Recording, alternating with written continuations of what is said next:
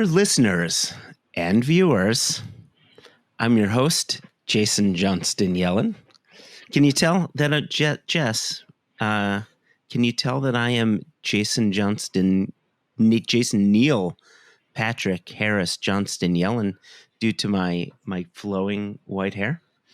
Yeah, I was unsure if it was that or if it was maybe nativity season came early in America and you're pretending to be one of the wise shepherds. 50-50. Could go either way here. Well, we had to get here early. Travel's been difficult. I brought the frankincense. Buddy of mine brought some myrrh.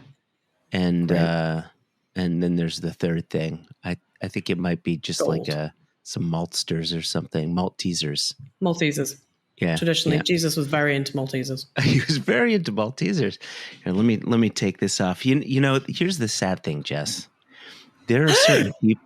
Joshua. Yeah, I was it's so me. confused. Sorry.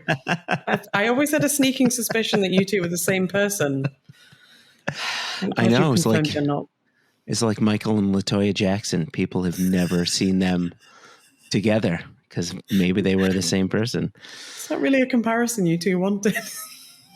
Yeah, could maybe be the not. Jacksons. Could be Josh and Jason. It's also not the most like contemporary example. I've just brought an example from 1998. So listen, Jess, and dear listeners and viewers, I almost feel sad for our listeners because they didn't get to see my absolutely impeccable Jason Neil Patrick Harris Johnston Yellen impression. They can come to the YouTubes and see that. They can. But I'm gonna give our listeners the opportunity really quickly before we get into the conversation, because we've got this right. Tight 35 minutes. Right tight. But I wanted to give both our listeners and you, Jess, the opportunity for another impression. Now, you told me before we hit record that you had caught some shit for your, I would call it, wonderful Michael Caine impression. No, it wasn't. No, it was not. No. I'm actually never allowed to go to England again. I've got an official letter. Don't come here. South of, the border. If you set foot in Carlisle, that's it. So I'm going to help you with your Michael Caine impression. I'm going to help you and the listeners and viewers with the Michael Caine impression. This is, okay. There's a very specific way to say Michael Caine in the way Michael Caine says Michael Caine. You ready? Mm-hmm. 2 words. And it's not Michael Caine. 2 words. Go ahead. My cocaine. Cocaine. Now all together. My cocaine. There you go. No? I feel like we're worsening this, Joshua. We're making it worse. All right. Okay. To be honest, this is not an episode of Extra Extra. This is not an episode of One Nation. This is an episode of Extra Extra where we can't be so extra extra. We've got to keep it about the news. So here we are. Got to keep it a tight 35. Thank goodness. 35. So with today's episode, Jason and I mentioned it in our previous Extra Extra where it's the summertime.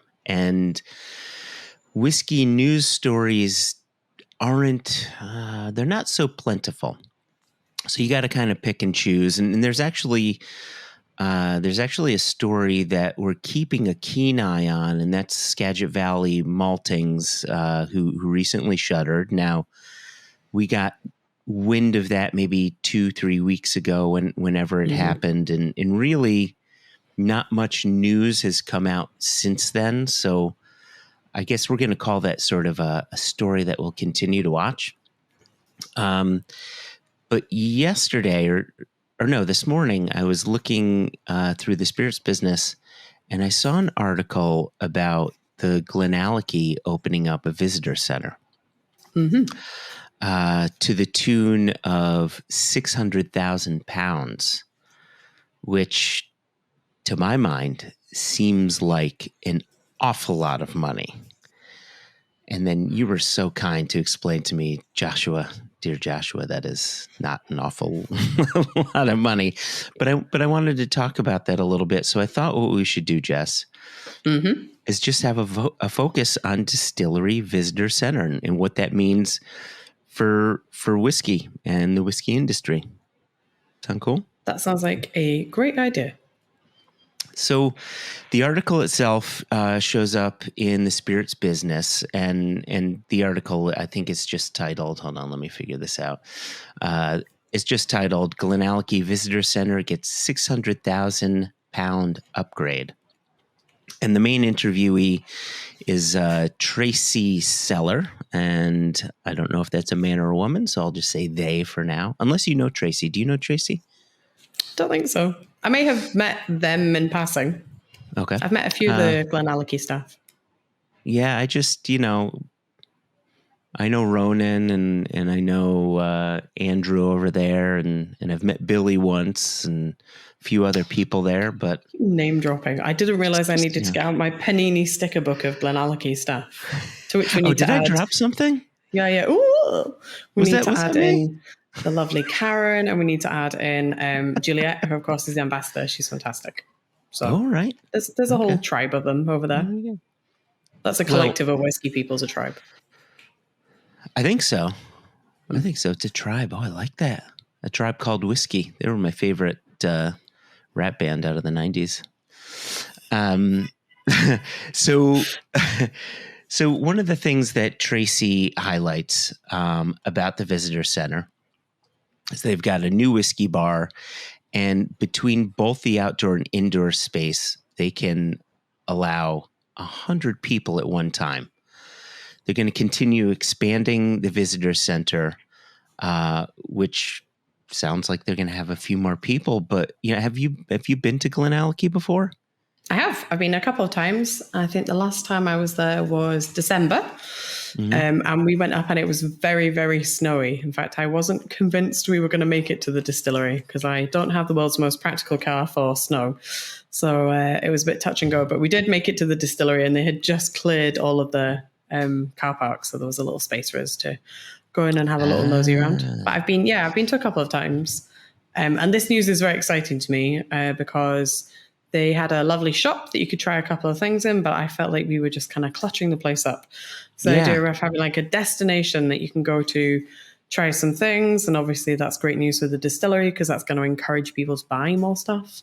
But the idea that you could sit down and try a rack of Glenallachies all at once sounds like a lot of fun and a very wise decision, I think, now that people are starting to travel more, and after COVID, we're starting to see a lot more of the kind of whiskey tourism come back and people traveling around to visit distilleries and that kind of stuff. So I think that's great news. I think it's great too. When you were there in December, were they building it out at that time, or had they not even started production?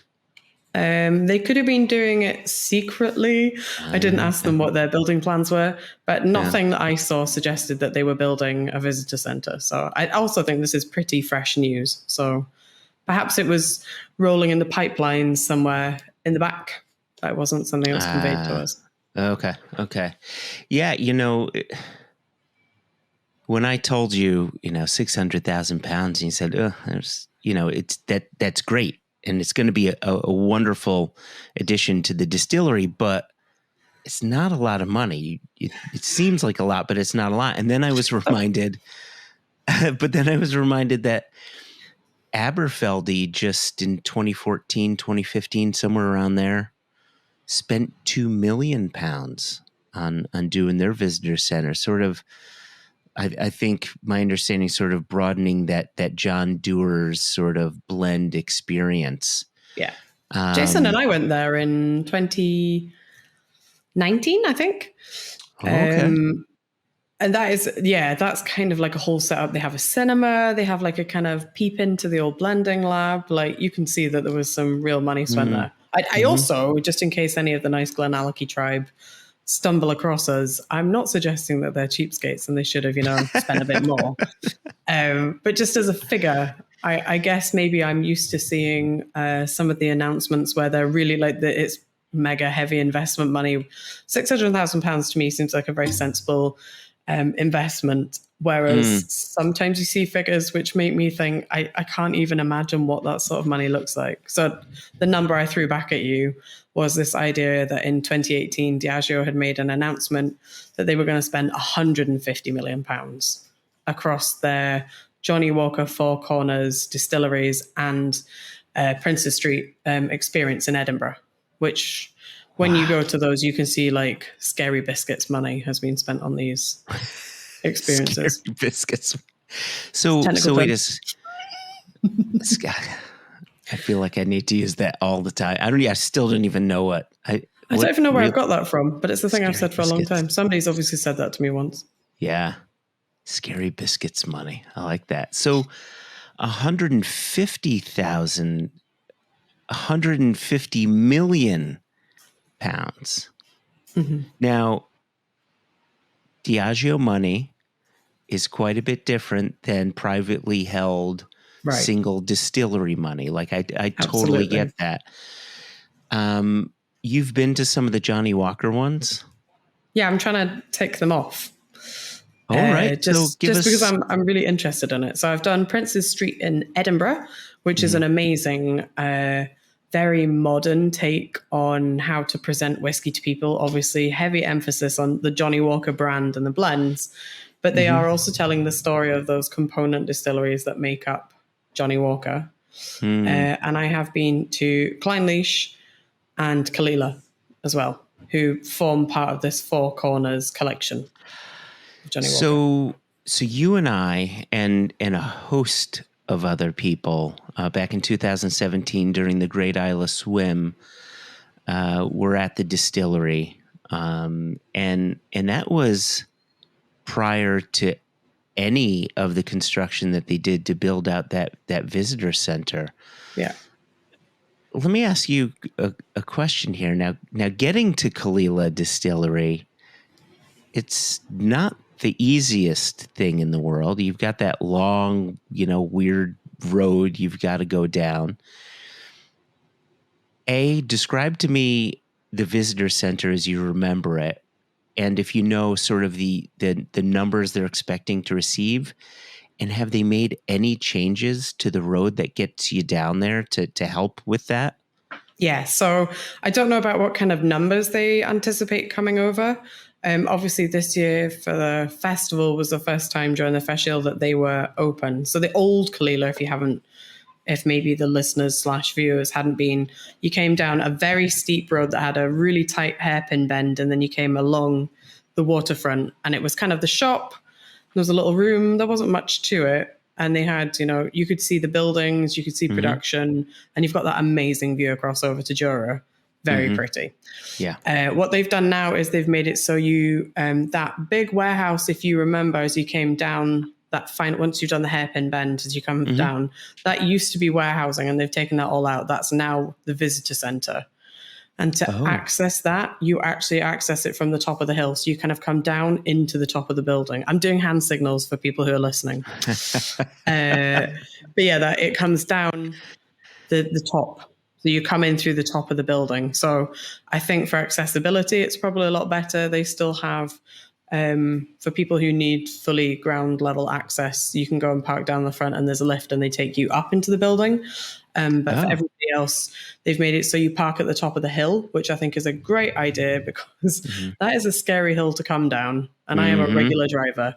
If you're visiting Scotland and perhaps you're still getting the hang of like our horrible windy roads, that's taken away. You've got a nice car park, very easy to do. And then they've got a lovely walkway and you come down that building. So you actually get to admire more of what the production area, where the distillery and the still house is. You kind of, as you're walking down, you're sort of looking out into it. And then you come in and they've got a big expanse of a retail, I don't know what you call it, retail experience. And they've got a massive bar, which you can have pretty much the full spectrum of everything Diageo. So obviously there's lots of lovely Kalilas, but it gives you a chance to try other things within the family. And they do like nice charcuterie boards, snacks. And they also do something which I think I'm going to repeat a few times in our Tight 35, which is they are really good and they're very proactively thinking about people who are not drinking. So for me, a lot of the time when I'm going to visitor centres, if I've got lots of lovely friends that come over and want to be shown around, somebody eventually has to be the sucker who is the driver. And I think really what visitor centres, and I hope Glenallachie have thought about this hard, to me, what makes a great visitor centre is something that makes the whole group feel welcome. So not just the whiskey drinkers and the obvious people who are there to drink the whiskey or learn about the brand or, tick off a distillery on their list, but the poor souls, the tortured souls who have to come and kind of either only experience some of it, and if you're lucky, lots of distilleries are really good at driver's drams and package it so you can go and enjoy that experience and take part in a tour, see production, go to a warehouse, and then they'll give you little samples to take home so you can drink later. Or also just catering for people who have no interest in whiskey at all. Sorry, live from Glasgow. Yeah, that's it. They've come to get me for saying 600 grand wasn't enough. Sorry. Exactly. It's fine. It's fine. I have a lovely pair of friends, and my friend, he's very interested in whiskey. He's definitely a self-certified whiskey nerd. His wife doesn't drink and has no interest in whiskey. So her evaluation of what makes for a good distillery centre is somewhere she can prop up in the corner with a book and have somebody bring her tea and some sort of chocolates and snacks, and really keep the designated driver / the not whiskey person happy. And I think that's some of the best visitor centres I've been to have been really smart, and that's front and centre. So places like when I took a group of friends to Ben Riach Distillery as the driver, they were immediately like, we'll get you tea and biscuits, which meant that I was then, stationed so that I wasn't kind of watching everyone being like, so then you're probably going to get friends who are going to order another dram from the bar. Maybe they're going to pick up another bottle because they've had a chance to try a few more expressions.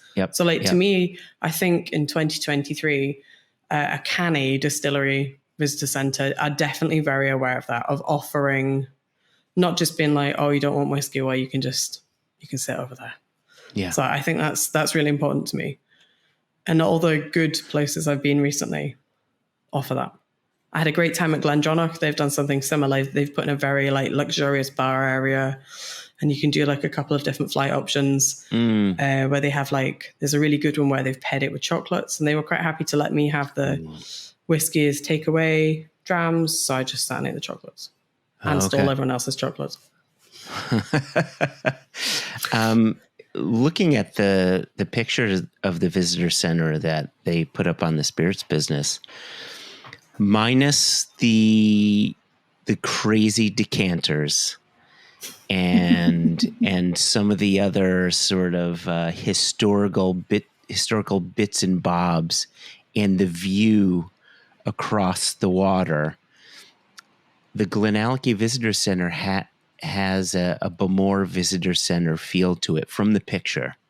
It's very cozy, a bit plain, but not nice and cozy, and a really nice relaxed feel to it. So I'm with you. I think was there quite clean, clean, quite clean, not fussy. Yeah. And I definitely think that's the way a lot of these experiences are kind of moving away from this. Everybody's seen it, the kind of tartan, shortbread tin style imaging, stag type stuff.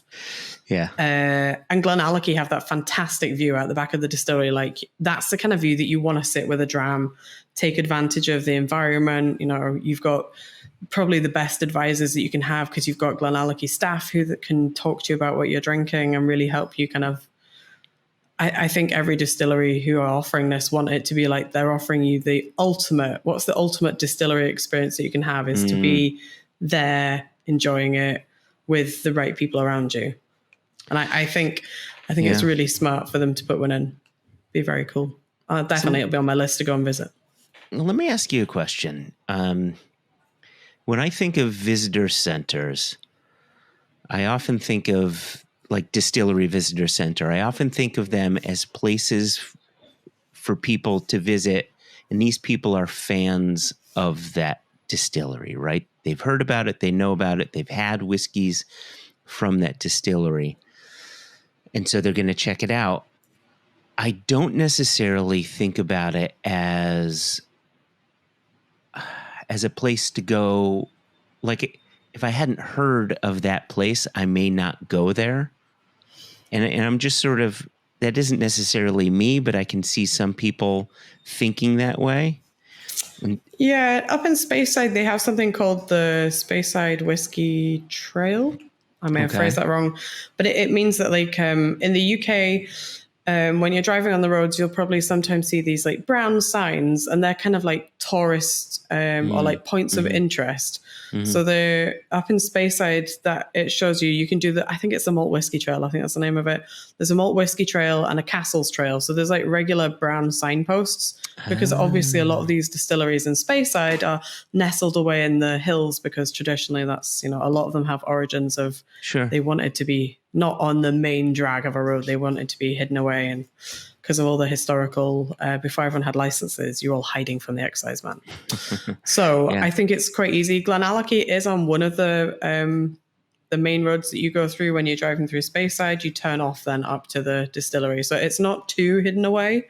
And they do have a big brown sign at the bottom pointing you in the right direction. But I guess maybe it depends. I mean, I also don't, from what I've read in the Spirits Business article, I don't get the feeling they're trying to draw in everybody who passes the road. I think they're trying to offer an experience of people who want to get to know the brand, not necessarily people who are driving past being like, another distillery. I kind of like that. Maybe they are. I feel like if those people fell into the distillery, they would be made to feel very welcome. Yes. Yeah. Obviously, that's an even better audience to have in somebody who's got no perception at all, rather than somebody who's turning up with maybe a notion of what they think they're going to get. But I feel like there's enough movement happening around in Speyside as an example of somewhere where obviously you've got a high density of distilleries in a not massive map space. Sure. There's plenty to go and see. Well, it's interesting. When I first made that statement, I don't know that I was necessarily thinking properly. Like, here we are now. We've just come out of COVID, and people are traveling quite a lot. One thing I hear from every person on your side of the pond that I speak with who's connected to a distillery, they're saying we're getting flooded by visitors. Whether it's a distillery or some other site, there's just a lot of people from the US coming over, a lot of people just from everywhere coming over. And it got me thinking about what we have. Well, I'll speak for Connecticut, where I am. I don't really care about wine too much. It doesn't excite me. I don't seek it out. But there have been multiple times where Haida and I say, we've got nothing going on. Let's do a wine tour. Let's just hit a bunch of vineyards and stop there, get a snack, maybe try a little wine flight, have another snack so we're not feeling too loopy, and move on and try some more wine, and maybe check out what their vineyard looks like, hear about their practices. Like, it's just a thing to do, even though we don't really care too much about wine. And it's, it's interesting coming from our perspectives, where our livelihoods depend on whiskey and our passions are whiskey based. We may not be the primary target for who Glenallachie are looking for, or who Kalila and Cardew and the Johnny Walker Experience tours. We're not necessarily the people they're looking for, I guess. I guess that's why lots of distilleries offer this kind of multi-level of experience. You get your basic £5-10 tour, like, hello, this is a distillery, we make it using these things, blah blah blah. Whereas, like, obviously a busy day in Glasgow today. There is something happening in Glasgow. You have a way of like stepping up. Then we've done a few distilleries, or maybe even on this, we're here in Scotland for a while, we've done a couple. We don't want every distillery to go in and be this is what a mash tun looks like. Like, sure, I think as a whiskey geek, it is interesting to see the kind of intricacies of different distilleries, but you're not necessarily going to want to commit to doing a tour in each one. So maybe going into Glenallachie and being able to sit down and have a flight of Glenallachie staff picks, or, you know, an experience through different vintages of Glenallachie. You know, you've still been and experienced what the distillery has to offer without being the people who are kind of, you know, on their 5th tour that week of this is what our still house looks like. So I think it's very, I think the industry is quite clever. They look at lots of different angles. That's not just maybe catering to me and you, but people who are, you know, sliding up and down that scale of whiskey knowledge and whiskey interest. I am getting maybe 2, if not more, requests a week from people being like, hey, I'm coming to Scotland. What should I do? To the point where, and I was talking to Mariella about this of Aaron fame the other week, we're just going to start creating PDF documents and sending them to people. Being like, this is where you go, this is where you stay. There's a guy that we drink at his beer bar here in Glasgow who's fantastic. Runs a little shop called Grunting Growler. He has like a notes thing, and he will airdrop you, because he gets so many people being like, oh, what else should we drink when we're here? You know, what's good to eat? He can just airdrop to the list. Ah, that's great. So Mariella and I were like, we should start. Here's the top 5 distilleries we think you need to see. This is a kind of tour you should book when you're in Glasgow. This is where you should stay. Like, it's huge. Whiskey tourism doesn't just stop at, we went to a distillery and we bought 2 handfills. It's also, maybe some of the distilleries have restaurants, like Glenturret has the fantastic connection with Lalique, and they have a Michelin starred. So that's very high end. That's not just a snack and a dram. That's a very, you can have a very serious dinner at it. The Diageo ones are offering, you know, like charcuterie platters and cheeses where they've got like pairings. So that's a snack that's not maybe just like a munch. It's a considered pairing. Macallan works with, they've got a couple of chocolate ones, and they've got like a restaurant downstairs as well. So it's not uncommon, I think, for distilleries to think slightly further than, hi, thanks for visiting us. Please buy this bottle. Ciao. Like, it's about how to create a positive experience. And not only do they get the bonus of maybe a few more pounds, but then they've created little mini ambassadors who go out into the real world and like, I had a great time at Glenallachie. You have to go there.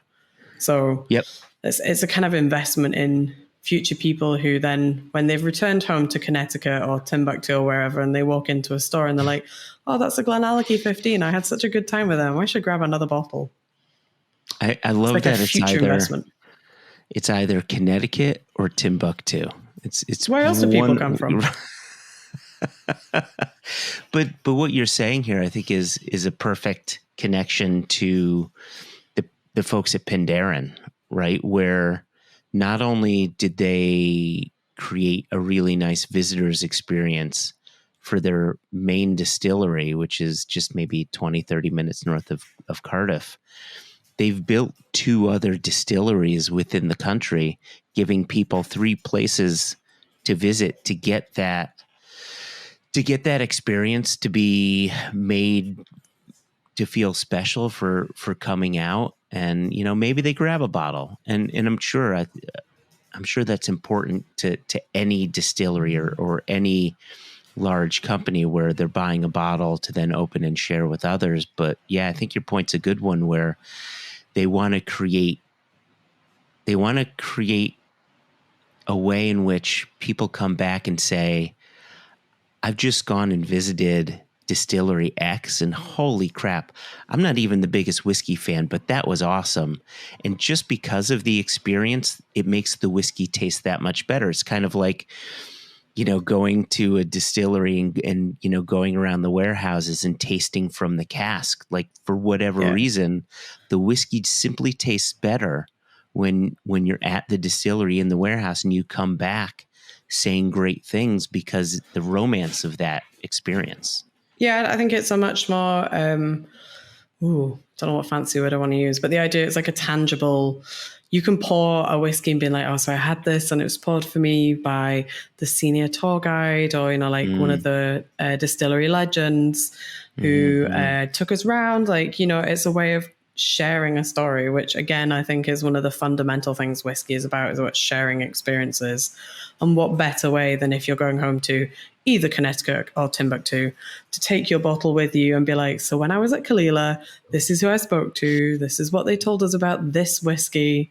You know, and most distilleries will have something you can only pick up in person there. So the only way that you can share this whiskey with your friends was I went to the distillery. And that doesn't matter whether it's, you know, in Scotland or America or Sweden or Wales, you know, like it's a little snippet of a thing you did. I think it's a better version of when I was a child. I used to have to sit through various aunties and uncles showing you their holiday photographs. Physical photographs, children. That is what we actually had. And you'd get another bloody packet with Kodak on it. Oh, yeah, and this is when and this is the rain on days 1 to 16. Like, oh. Whereas I think, you know, having a nice whiskey to share with everyone, much more exciting than flipping through. Well, I was gonna actually name an aunt and uncle then at their holiday in France. Yep. So I'm pretty safe. I don't think they're listening, but just in case. You could just take names from the Roger Rabbit movie and just, you know. Shit, if I'd been quick enough, that's what I would have done. You're Jessica Rabbit Lomas. I mean, I've been hoisted by this. Quick, move on from the horrible holiday photographs. I actually, when I was in Sweden a couple of weeks ago, which we were talking about in the One Nation Under Whiskey podcast, there was a guy who we were sharing jams with one night who had just come back from Wales and had brought his Penderyn bottle that he bought at the distillery to share. So I thought that was pretty cool. Beauty. What was the bottle? It was one of the club releases. I think it was in Madeira. It's in a lovely blue box, like a kind of bright blue box. Yeah, it's very nice. So I just thought that was really funny, like having some. And he had been there. He was like, "I've just come back, so this is what I brought back to show people." So there you go. I think it's a way of sharing memories, and I think it's a great way of tying you back into. Like, I think whiskey's quite tribal. That's why it's a tribe of people. People, they form very strong attachments based on, you know, quite often if they had a great distillery experience or, you know, somebody really looked after them. Quite often when you're still like forming your basic whiskey knowledge and your whiskey opinions. Well, I went to, like, one of my friends who's, you know, Bruichladdich till he dies. It's because he went to the distillery and he and his friends were looked after by Bruichladdich all day. Yeah. So they left absolutely converted to the Church of Bruichladdich. Yeah. So, and maybe if they had gone to another distillery and they'd had the same treatment, possibly they would have come out being in that camp instead. But it was Bruichladdich they were at. They loved the liquid they were drinking. They just found it really enlightening. They hadn't really liked whiskey on the way in, and they walked out absolutely convinced that whiskey was the bee's knees. So yeah, it reminds me years ago, 2005, 2006. I don't know what year it was, but when my whiskey journey first started, I'd somehow gotten connected to David Blackmore of Glenmorangie and Ardbeg. And he was just really kind to just, you know, take a little time with me and talk to me about Glenmorangie. And it was just someone taking a few minutes to give me a bit of information and help me out. And, you know, Glenmorangie remains one of my favorite distilleries. I think they're producing solid liquid that just, it sits with me. And does it sit with me because it's great? Or does it sit with me because of that experience, or both? I don't know, but I'll always have that connection back to Glenmorangie. Like that's my start in my whiskey journey. And that's the same for me when I get the mick taken out of me a little bit. For my love of Glenfiddich is the same thing. It's because my parents used to take us to the distillery. My non-drinking parents, they go as an interesting demographic of whiskey distillery visitors. My non-drinking parents used to take us to the distillery to do the tour. My mum would pretend she was driving. Spoiler alert, she definitely wasn't driving, but so that they would get the little miniature to take home, because she didn't want to tell them she didn't like whiskey because she's too nice, unlike me. So they would give her the little miniature one and then serve her an orange juice in a whiskey tumbler. And we were like, ha, it's like orange juice flavored whiskey. How we all laughed. So did your dad drink?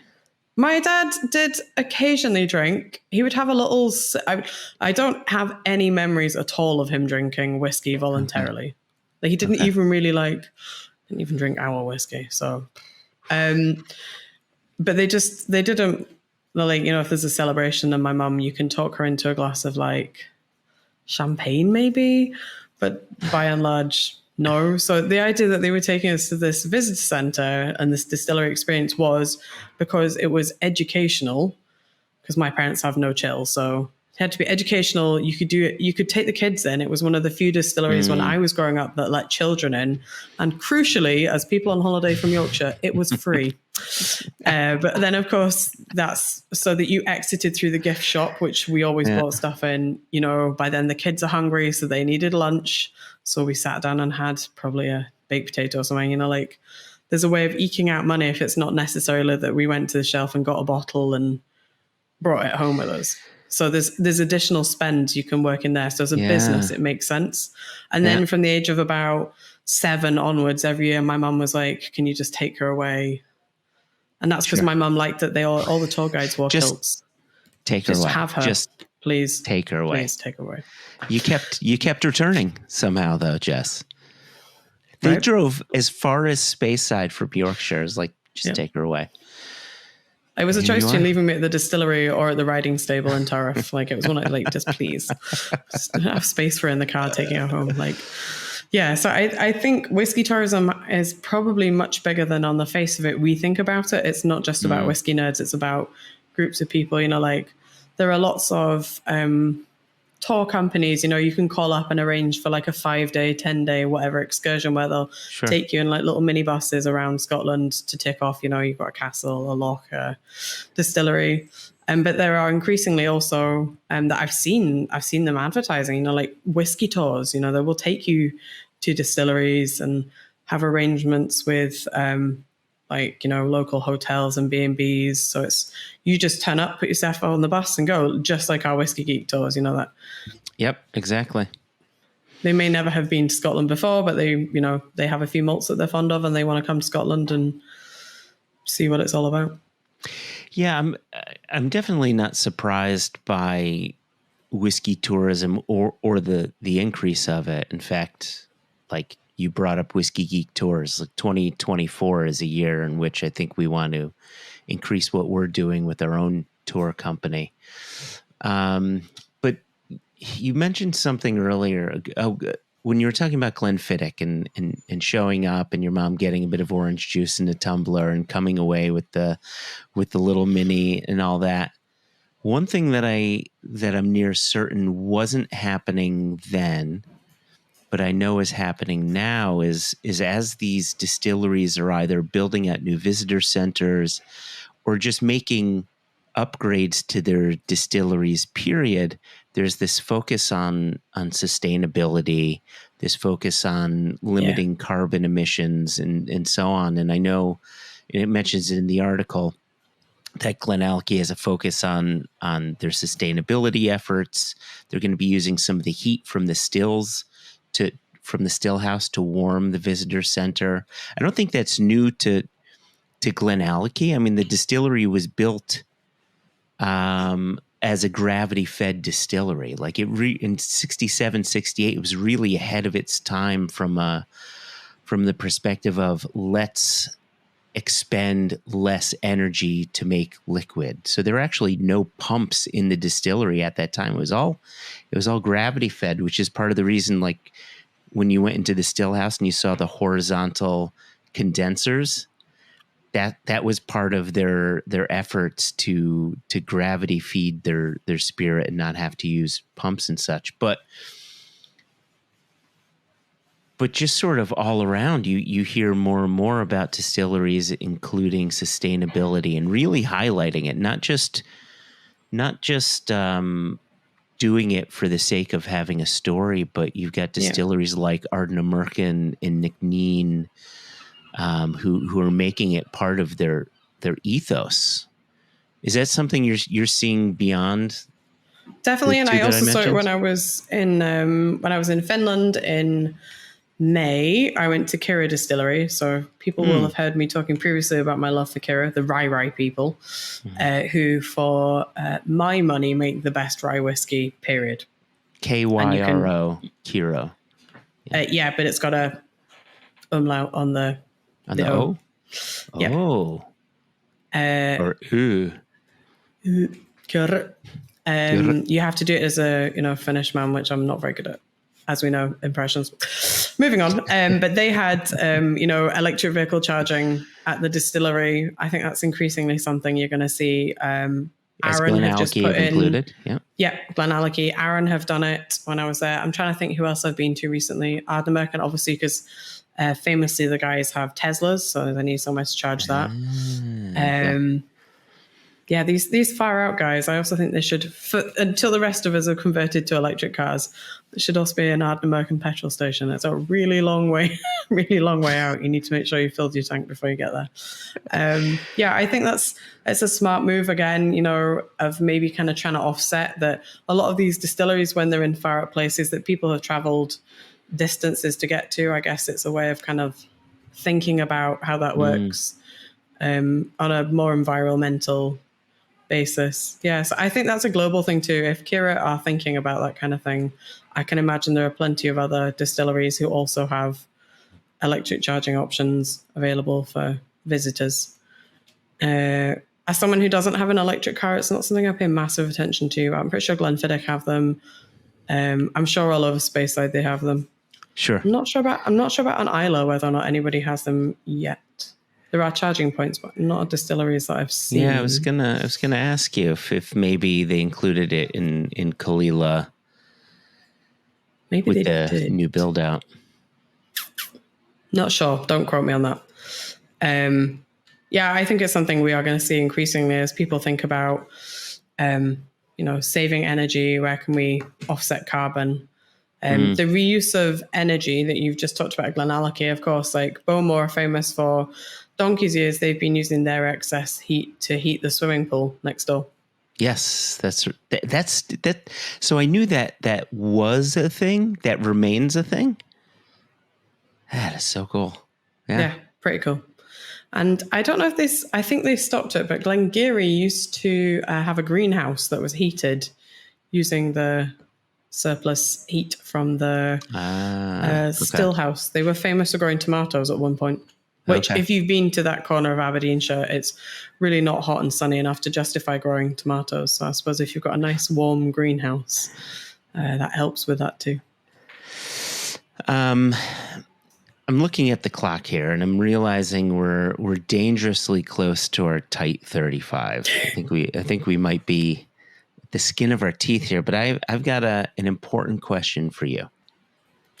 With distilleries in mind and the idea of visiting said distilleries, whether they have a visitor center or not, but the idea of visiting them, do you have a top distillery right now that you want to visit? What's on your bucket list? One that you want to visit? Oh, yeah. Oh, well, yeah. I really want to go see Talisker because I know they have put a lot more money in, although that's not one of the four corners. I know that they've done a lot up there. And the last time I was on Skye, I was definitely not old enough to be drinking. So I'd like to go there. And I really, really, really, really, really want to go to the Harris distillery because my grandparents lived on Harris and it's been a while since I was back up there. And that distillery is built as you come in on the ferry to Tarbert, the whole way in to the harbour, the distillery is over the top. So you're kind of looking at it. So I think that would be pretty cool. They've just started offering more tours. They have a beautiful looking visitor centre where they've got local people doing, again, food and crafts. They have a great tie-in. Obviously, they're making their very famous Harris gin, but they work with a lady who's she does aromatics. So during lockdown, she was making amazing hand sanitizer using the gin and some herbs. Ooh. She's called AS Apothecary, Amanda Smith, I think it is. So I would like to go back and see that because I'm also part of the original Founders Investors Club. It's called the 1916, and that's a reference to Harris of the original 1916 people, 1,916.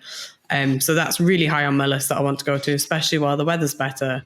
But for those of you who are coming to Scotland, you'll realise pretty quickly that our ferries are in a lot of trouble at the moment. So I need to do it when I don't have critical time deadlines to be on and off a remote Hebridean island. So those are my two that I can think of with immediacy, but I've got like an ever-growing list. Like while I'm up there, I might as well go do Knockneen and do like Rassi and, like come around the top. Oh, yeah. Yep. I hear you. Which I think would be pretty cool. But then, of course, just before COVID happened, like literally the week that they shut the borders, we were supposed to go to Kentucky and do the Bourbon Trail. So my whiskey list isn't just... That's Scotland, which seems easy-ish. I would love to reschedule and do Kentucky. So because I think that'd be really cool. So, I agree. You need to do that. Like the Bourbon Trail is awesome. Now, I haven't visited all of them, but apropos to this conversation, Wild Turkey were updating their visitor center as well. So, I don't know if it's completed. Maybe it is, but that's something that I'm really keen to check out as their new visitor center. I'm desperate to get to a distillery you have been to already, and that's Ardnamurchan Distillery. I've said it here before. I'll say it again. They have made my top 5 distilleries list. Is that a definitive list? That is a definitive list. Top 5 distilleries. Okay. I absolutely love their spirit and what they're doing. I also think that they're cool people. I like their story. Most importantly, I like their liquid. So I want to check that out. And I'm really keen to get to Highland Park, in part because of the distillery, but mostly because I'm just desperate to get up to the Orkneys. Like I want to go to Stones of Stenness. I want to go there. I want to visit Scapa. Maybe I just want to go to Orkney and just experience what Orkney has. And then go get your picture taken under the sign for twat, right? Because that was like the 3rd thing I did on Orkney. Of course. In fact, they get that sign stolen so much that actually in Kirkwall they have like a whole heap of merchandise you can buy with the sign on it, so you don't need to steal the sign. For our viewers and listeners that don't know, on the Orkney Islands, the name of the town, what is it again, Jess? From your mouth to God's ears? With 2 T's, so I'm not saying anything bad. Twat. Oh. You've never been to Orkney? That does surprise me. Yeah, I've just, it's one of those places, it just takes the extra effort. And if I'm being honest, every time I've gone, not every time, but the majority of times I've gone to Scotland have been with Jason, and he's just never added that to the itinerary. And then the times when I've not been on tour with Jason, it's been Impex related. And there's no reason for me to visit there because I don't import either of those distilleries. So, and it's a little bit further away from Darlington than you'd like. That's an in-joke, listeners. Maybe we'll tell you in a pub one day. Maybe. You know what? I think that's a perfect place. Because actually, I just saw we just hit our 35 minutes. So yes, that was a perfectly timed jab at me. It's revenge for the Michael Caine impressions. Michael Caine. So, dear viewers, dear listener, firstly, dear Jess, the co-rabbit Lomas, thank you so much for being my co-host yet again. It's a pleasure having you, and I'm hoping Jason goes on holiday a bit more because it's just cool hanging out with you. We should suggest he goes on holiday. He could go to Orkney and report from... No, we should go to Orkney. Yeah, we should go to Orkney. Back. Deal. Okay, yep. sounds Fist good. Bump. So just want to remind people, speaking of driver's drams, as you mentioned before, anytime you're drinking, please drink the whole bottle responsibly. That's what we always like to say. It's very important. Most importantly, thank you for watching. Thank you for listening. If you are a watcher, please comment below. And most importantly, Jess, what should they be doing?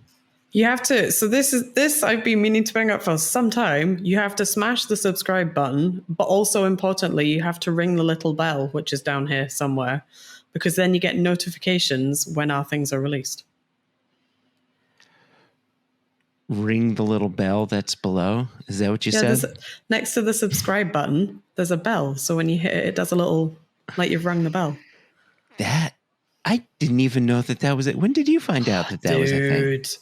Dude, I'm part of the youths on the YouTube. You are a youth. This is a consistent phrase that, and I'm not telling you where I'm subscribing on YouTube because they're not half as exciting as you think, but also I'll out myself as being a complete nerd. But yeah, that's the thing. You have to smash the subscribe button, ring the little bell to get the notifications of when our new episodes drop. All right, so now I've got to create a new banner that says, smash that subscribe button and ring that bell. It sounds naughty. It all sounds naughty. That's the point. That's how you remember to do it. You're like, oh, I should. You can get like a rolling banner that says it for you. Don't know how you make that. I'm not that good at the YouTubes. Well, I'll figure it out. All right. Jess, thank you so much for joining. Thanks, listeners, viewers. Thanks for watching. Thanks for listening. We'll be welcoming Jason back in our next episode of One Nation Under Whiskey, and then of course on Extra Extra. And until then, Jason and I always like to say, and Jess, I'm hoping you'll join us as we get out of here. We just say peace. Peace.